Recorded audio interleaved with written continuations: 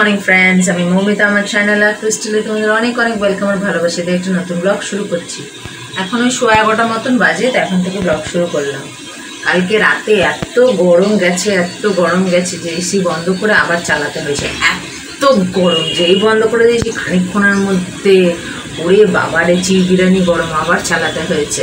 তারপরে গিয়ে একটু ঘুমাতে পেরেছি। তো প্রচুর গরম, মাথা খারাপ হয়ে যাচ্ছে।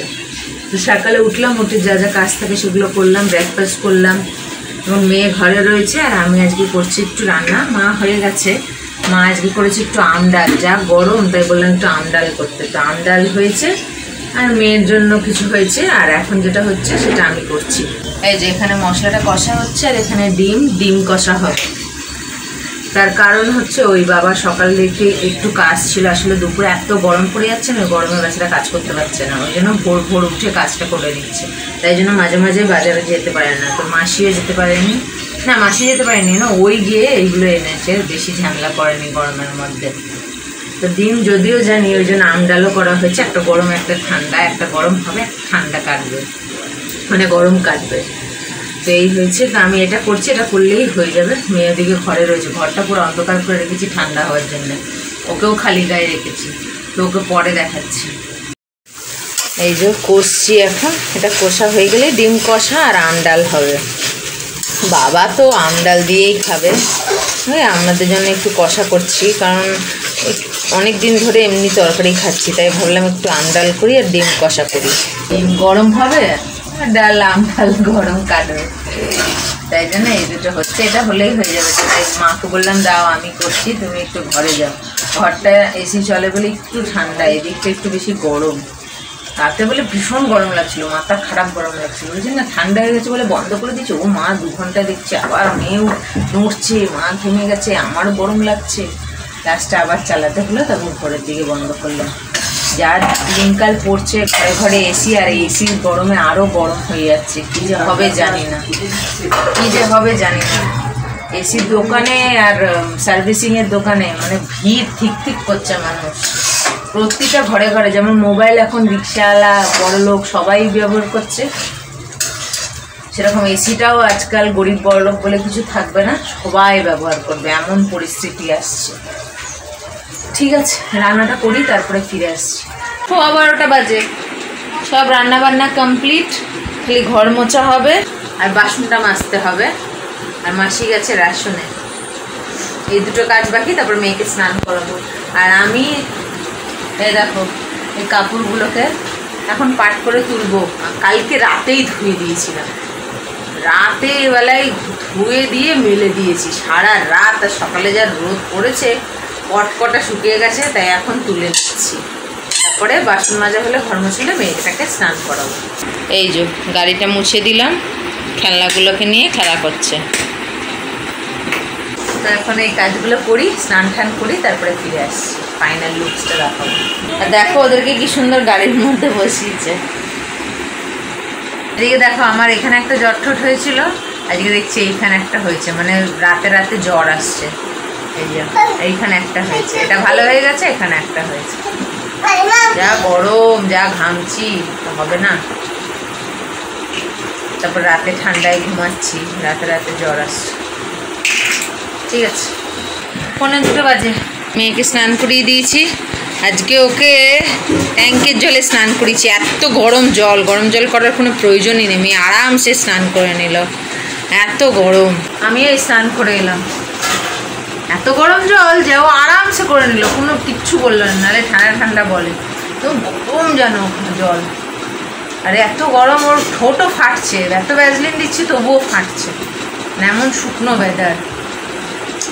তো স্কুলে এই কারণে ভর্তি করতে পারলাম না, কারণ এত গরম। সেই গরমের মধ্যে স্কুলের ইউনিফর্ম, জুতো, মোজা, তারপরে কোথায় বসতে দেবে না দেবে, 5টা বাচ্চাকে দেখবে, বাচ্চা ওকে থেকে মিস কি আর ওকে বেশি প্রায়োরিটি দিয়ে দেখবে, সব বাচ্চাকে একই রকম দেখবে, খাওয়ার নিচে বসাবে না কোথায় বসাবে, এইসব চিন্তা ভাবনা করে স্কুল ছুটি দিয়ে দিচ্ছে। বাবা তোমার বাচ্চা থাক, পড়াশোনা করবে। এই স্নান করে এলাম। এই যে আম ডাল, ওদিকে ভাত, এদিকে মেয়ের ডিম সেদ্ধ, এদিকে আলু সেদ্ধ, এতে বাবুর আলাদা করে ডাল করে নিয়েছে, মানে করে তুলে তারপর আমটা দিয়েছে, যদিও টকটা না খায়। আর এই যে ডিম কষা। তো মেয়েটাকে খাওয়াই, বিশ্রাম করি, আবার সন্ধ্যাবেলায় দেখা হবে। 6:40। Good evening. দেখলে তো 6:40, আর মেয়ে উঠেছে 6:15। প্রার্থনা সবাই যাবার ছিল, কী করে যাবো, 6:15 উঠলো। এখন উনি খাচ্ছেন। এই যে উঠলো, জামাটা খুলে দিলাম, জামা পরিয়ে শুয়াই এর ওপরে। এসি ঠান্ডা তো, আমাদের তো অভ্যেস নেই, নতুন নতুন বেশি পাকামি করলে আবার অসুস্থ হতে পারে। বাউলি খাচ্ছে। এমনি আমার এখানে জটঠোরটা খুলে গেছে। সন্ধ্যেবাতি দিলাম, মা আর মাসি গেল, আমি জানি না, ঠিক নেই, যেতে পারবো কিনা, আগে খাক তারপরে দেখছি। 6:30 থেকে ছিল, এখানেই তো 6:30। খাওয়া দাওয়া করুক, আমি দেখেছি কোথাও যাওয়ার হলে সেদিনই লেট করে খাক, পাশেই তো, দেখি একটু, যদিও পুরো সব মানে পুরোটা করতে দেবে না, দেখি একটু পরে যাব। আর যা গরম, মানে আমরা তো 24-এ চালাচ্ছি এখন, 24-25 মানছে না, আরও কমে চালাতে হচ্ছে। তারপর একটু ঠান্ডা হলে তখন গিয়ে আবার 24-এ দিচ্ছি। বেশি ঠান্ডায় তো চালাই না, 24-এ চালাই, কিন্তু মানছে না, এত গরম। লোকে বলে ঘরের ওপরে ঘর হলে নাকি ঘর ঠান্ডা হয়, কে বলেছে? পুরো টোটাল বাজে কথা। আমাদের তো উপরে ঘর আছে, কিন্তু তবুও মারাত্মক গরম।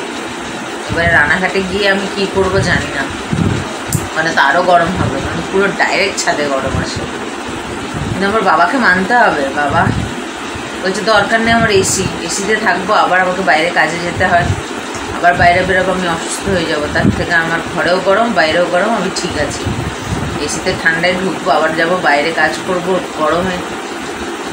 ওই জন্য আমার বাবা কিন্তু থাকে না এই ঘরে, আসে খায় দেয়, এসি চললে দুপুরে রাতে চালাই তো, বাবা একদম থাকে না। আমরাই শুই, মা মাসি আমি আর মেয়ে, বাবা শোয় না। তাহলে ওই এসির অভ্যেস হয়ে গেলে খুব খারাপ, ওই জন্য বাবা শোয় না। এবারে ও বাড়িতে গেলে কী হবে জানি না। এই যে সোনামণিটা খাচ্ছে, ও খেয়ে নিক, তারপর দেখছি কি করি। জল দেবো মা আরও? দাঁড়াও জল দিই। দেখো জাফরান বিরিয়ানি ওদের প্রার্থনায় দিয়েছে, আমি তো মেয়ে নিয়ে যেতে পারিনি, কিন্তু মেয়েরটা আমারটা সবারটাই দিয়ে দিয়েছে, মা আর মাসি সবারটা, মেয়ের তো না ওটা, যাই হোক সবারটা দিয়ে দিয়েছে। এখান থেকেই আমরা খাবো, আমাদের খাওয়া দাওয়ার তো সব মনে হচ্ছে বেঁচে যাবে, কারণ বিরিয়ানি তো খাবোই, আমি তো খাবোই। তো এই আর কি, মেয়েকে নিয়ে আমি ছিলাম, ওরা গেছিলো, আমি আবার একটা জামা দিয়ে এলাম।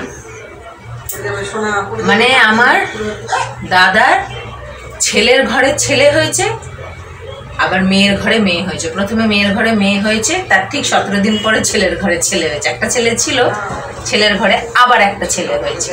তো মানে ওরা দুই ভাই বোন, কয়েকদিনের ছোট বড়।